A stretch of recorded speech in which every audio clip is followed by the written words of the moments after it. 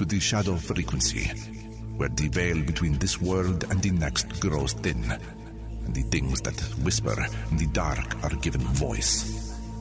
From the cryptic candlelit studios, deep in the Indiana forests, your host, Matt Wilson, and his spectral producer, Juniper Ravenwood, unearth the forbidden, the forgotten, and the fearsome. So, still your heart, dim the light, and listen closely. For once you tune into the shadow frequency, you may never tune out.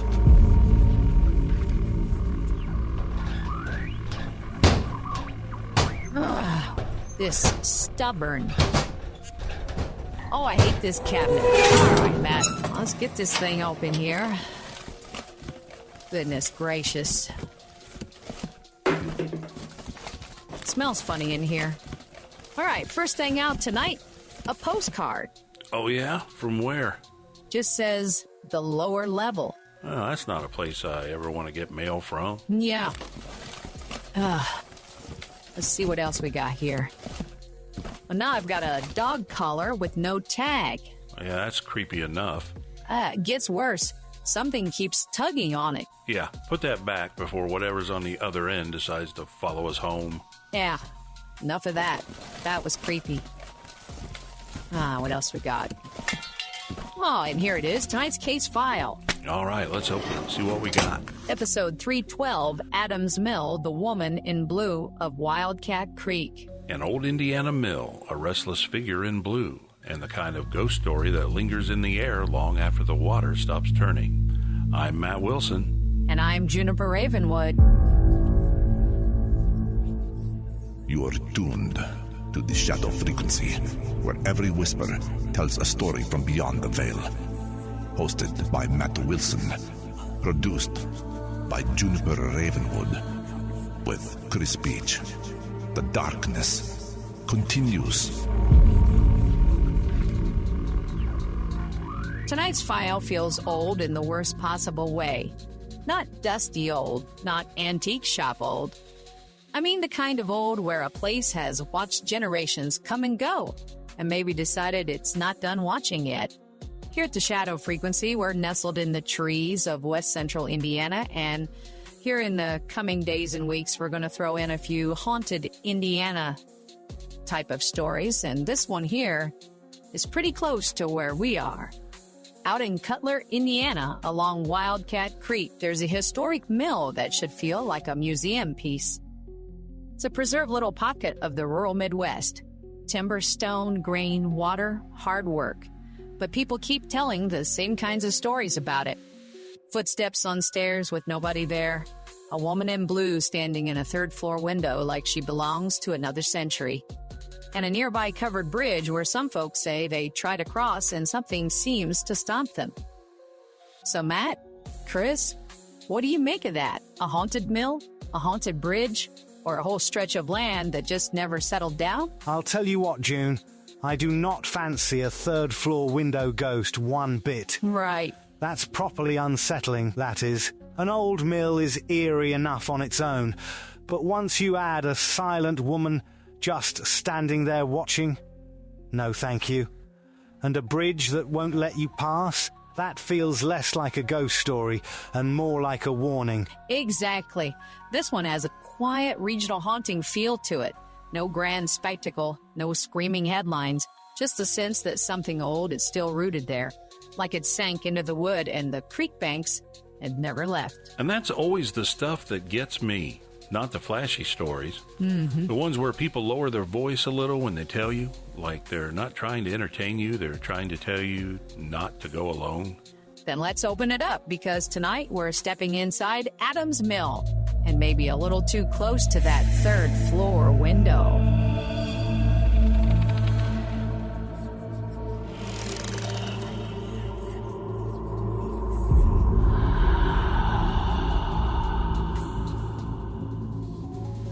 First off, thank you to Juniper for digging into the file cabinet and dragging out a case that smells like creek water, old flour, and maybe just a hint of bad decisions after sunset.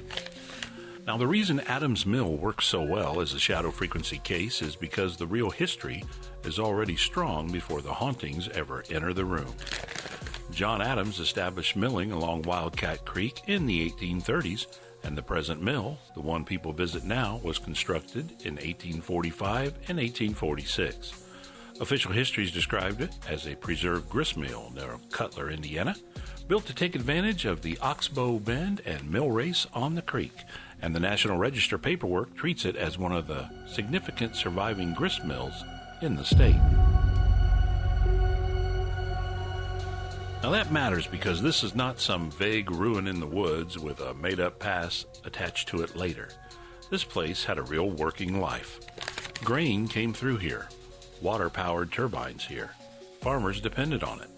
Official descriptions talk about hand-hewn timbers, cut stone piers, walnut, oak, and poplar in the frame, and machinery inside that once handled the hard, repetitive business of turning grain into flour and meal.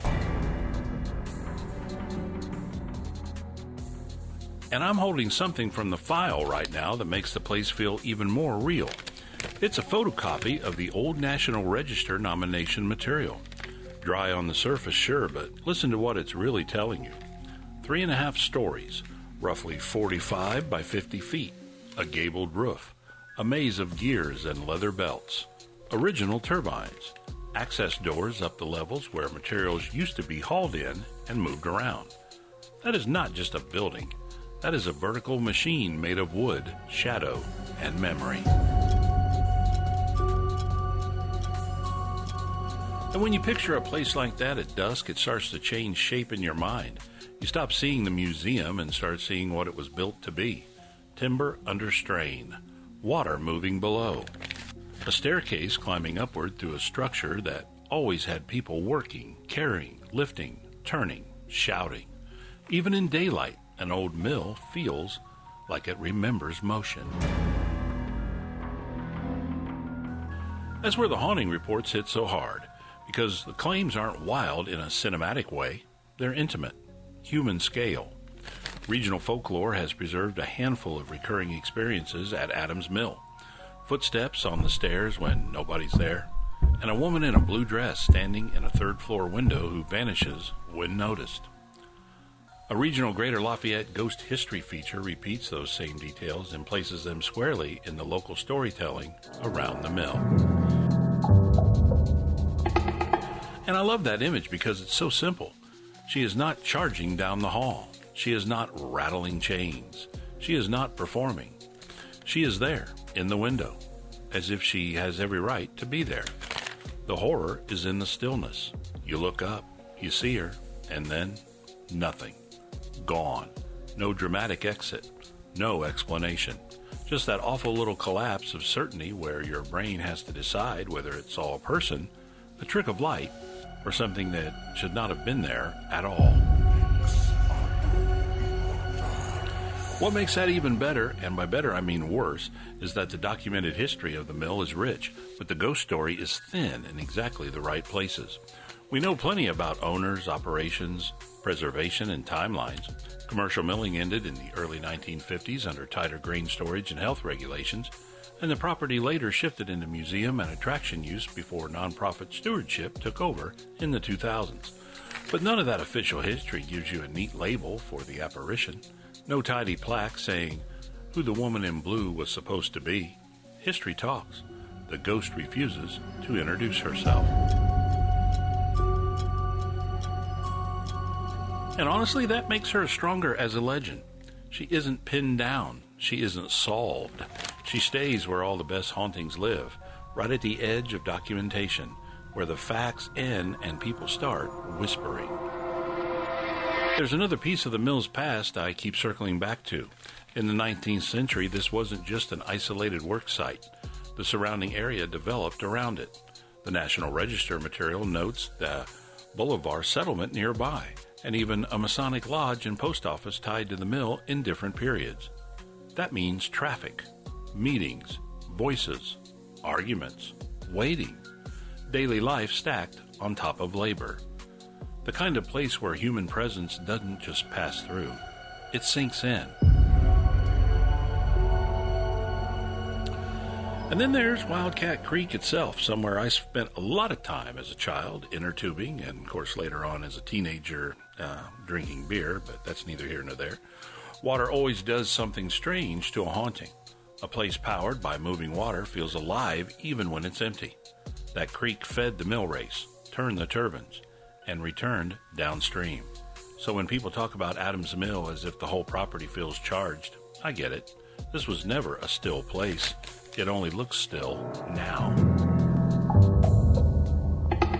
The woman in blue may be the face of the story, but the footsteps matter too, because footsteps suggest routine, repetition, a person going where they've gone before, up the stairs, down the stairs, back to work, back to watch, back to whatever unfinished rhythm keeps replaying in the wood. And once you've got that in your head, the mill stops feeling like a preserved building and starts feeling like a place that still has traffic after hours. And the worst part? Adams Mill might not be keeping its ghost story to itself. Because now we step outside and head toward the bridge. As if the window woman wasn't enough. Yeah. Now we've got to cross something over dark water. Because in the second half, we're heading to the covered bridge nearby, the one some people say does not want you crossing it. Juniper, take us into the break.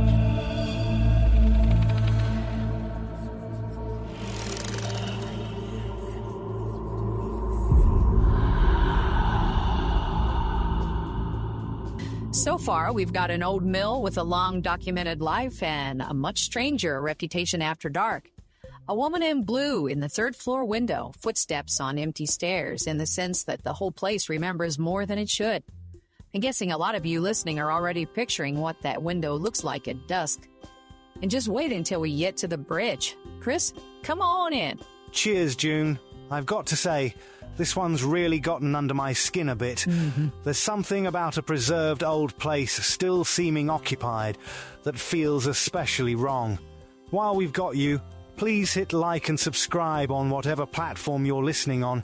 It genuinely helps the algorithms find us. Follow along on Facebook, TikTok, YouTube, Rumble, and all the major podcast directories. Head over to shadowfrequencypodcast.com for every episode, the companion blog, merch, show notes, and links to all the platforms. You can support the show by buying us a coffee there as well, and you can reach out through the website by email or voice message that might end up on a future episode. Right then, back to Juniper. Time to fire up the spectrocosmic message materializer. Flipping the switches now. Let's see what the haunted little contraption coughs up tonight. Ah, there we are. One flickering envelope, edges singed by static drifting out of the dark like it took the long way through the void. Let's peel this thing open and see what Patty sent in. This is from Patty in Utah. Says, I usually listen late at night when the house finally goes quiet. I'll take a blanket out on the back porch, sit under that dry desert air, and put on the show while everything around me gets still. I listen on Apple Podcasts, and the episodes I always get the most excited for are the haunted location stories. Weird bridge legends and ghost sightings are something just appears and watches. Those are the ones that really stick with me. Y'all make the quiet hours feel a lot less ordinary, and I mean that in the best possible way. Thanks for doing what you do. Keep the shadows moving. Patty. I love that one. Back porch, desert night, everything's going quiet, and then the shadow frequency sliding into the headphones. Patty, that is absolutely the right atmosphere for this show. And your message was kind of the reason we delved into this case. We've been kind of had it on the back burner and thought, well, this would be a good time for it. Thanks for listening out there in Utah. We always love hearing where you listen, when you listen, and which strange corners of the paranormal you like best. And, of course, if you want to send us a message, the email is shadowpodcast@protonmail.com. All right, Matt, let's head back to Wildcat Creek. But no beer. You are tuned to the shadow frequency, where every whisper tells a story from beyond the veil. The darkness continues. Thanks, Juniper and Patty. That was a great one. There is something very on brand about listening to haunted bridge stories while sitting outside in the dark. Now let's walk a little farther across the Adams Mill property because the mill is only half the unease here. Just to the northwest sits the Adams Mill covered bridge, and the documented history on that structure is almost as good as the mill's. Official Adams Mill history says the bridge was built in 1872 on Wildcat Creek by the Wheelock Bridge Company through assignee R.W. Smith & Co. It was designed as a Howe Truss Bridge, later strengthened with full-length burr arches around 1900, and after decades of deterioration, it was ultimately listed on the National Register in 1996 and restored before reopening in 1999. And I've got another item from the file here, a printed bridge history sheet, the kind of thing most people would glance at once and set aside. But the details are wonderful. It talks about petitions to get a bridge across the raging Wildcat, about specifications for diagonal flooring, white painted sides, and the practical reasons covered bridges even existed in the first place. To protect the timber, yes, but also to keep nervous animals focused on the far bank instead of the water below. That means this structure was always about passage. It was built so living things could get across, which makes the haunting claim attached to it feel extra mean. Because the local legend says some visitors don't just feel uneasy there, they feel resisted. The same regional ghost history piece that mentions the woman in blue also says some people claim they are physically held back and unable to cross the Adams Mill covered bridge. Not scared back, not deciding against it, held back. That wording is the whole chill. Now, stop and think about what that does to the case. A figure at the window is one kind of haunting. Footsteps on the stairs are another. But a force that seems to interfere with movement, that suggests intention, boundaries, territory, something that doesn't merely replay the past but reacts when you enter the wrong space. And once you connect the bridge to the mill, the story widens. This stops being one haunted room or one cursed staircase. It starts sounding like a haunted pocket of land along the creek. A mill, a crossing, the water between them, and whatever history settled into that little bend of Indiana and refused to wash away. Now here's the one grounded thought I'll put on the table because it belongs here. Old timber bridges can mess with you.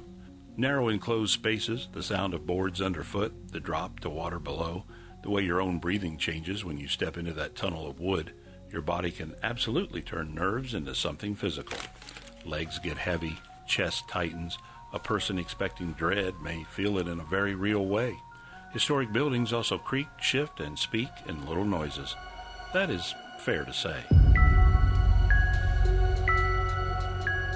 But here's what keeps the skepticism from closing the file for me. The motifs repeat. A staircase with footsteps, a third-floor window with a woman in blue, a bridge where crossing feels resisted. The official records give us the bones of the place, owners, dates, materials, restorations, functions. The folklore keeps giving us the same shadows moving through those bones. And when the pattern stays that specific, it starts feeling less like random atmosphere and more like a place that has developed its own personality. What I also find fascinating is what the records do not say. They tell us about John Adams settling there, about milling, about the community that grew around the site, about later owners, about preservation, even about the Masonic Lodge and the post office connected to the area. But they do not hand us a named woman in blue. She stands outside the paperwork. She survives entirely in memory, retelling, and that little stab of recognition when someone looks up and thinks they see a person where no person should be. Sometimes that actually makes a haunting feel older, not because it is proven, but because it is stubborn. It does not need a polished backstory. It does not need a tour script. It just needs a witness. And Adams Mill has the exact kind of setting that helps a legend endure. You've got preserved machinery, tight stairs, deep shadow, creek water, a bridge with its own century-old identity, a site important enough to preserve, but isolated enough that it still feels like you are stepping a little outside the ordinary world when you visit it. The history is real enough to anchor you. The stories are slippery enough to pull you off balance. That's why this one lingers with me, not because I can tell you exactly who the woman in blue was. I can't. Not because I can prove an invisible force lives on that bridge. I can't do that either.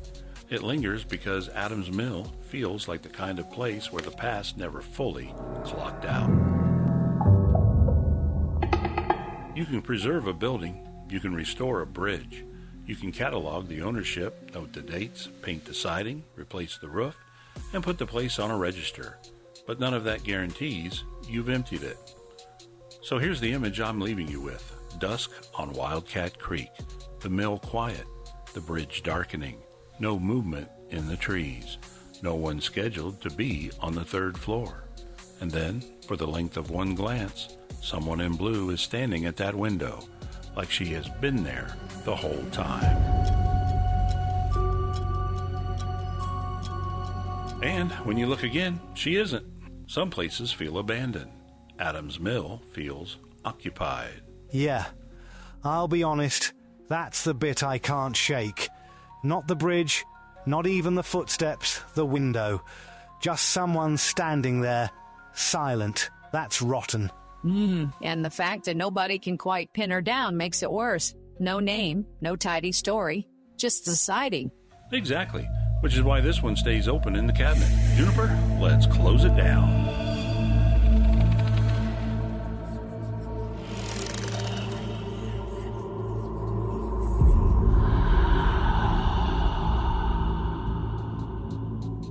Tonight, we wandered into Adams Mill along Wildcat Creek, an old Indiana grist mill with deep documented history and an even stranger local reputation. Footsteps on empty stairs, a woman in blue at a third-floor window, and a nearby covered bridge where some visitors say the crossing itself pushes back. Thanks for spending part of your night with us. And as always, send your stories, questions, and strange experiences to shadowpodcast@protonmail.com. Also, visit our website, shadowfrequencypodcast.com. You'll find episodes, the blog, merchandise, show notes, and more.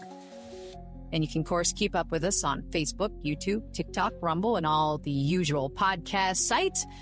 You guys want to say goodnight? Good night, everybody, and maybe don't look up at that third-floor window unless you're ready to see someone looking back. Good night, all.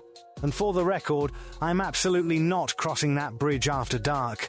Good night from all of us at the Shadow Frequency. Stay curious, stay strange, and keep listening when the old places start to move. This episode was conjured with a solemn vow to explore the unexplained while remaining bound to the truths that have been unearthed. All interpretations are speculative and offered only for your enlightenment and your entertainment.